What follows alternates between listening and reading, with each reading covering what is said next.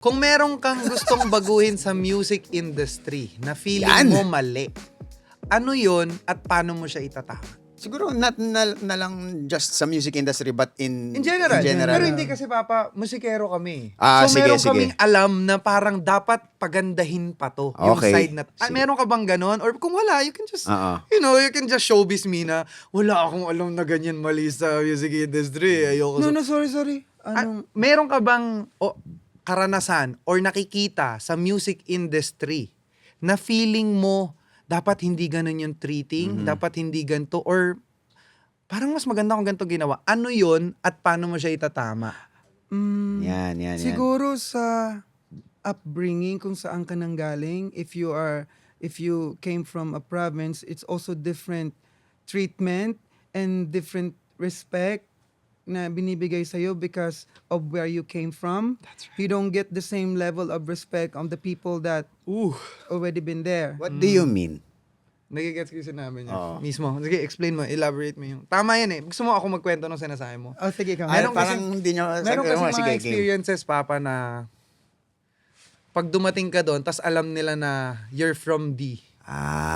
They're gonna treat you like you're from D. At the same time, together with the character that you have, kung ano yung character mo, Na parang akala nila laro lang lahat. laro lang. Na parang So, ang walang... nawawala yung respeto, parang nawawala yung Okay, yung gets ko yung talent gusto mo. So, and paano mo sa siya... kung- Gets. Na-gets mo na, Papa, kung ano yung sinasabi You niya. know what? Ito nakakatawa eh. Kasi pagka pumunta tayo sa ibang bansa, sinasabi nila may racism. Actually, in the Philippines, meron din. Oo naman.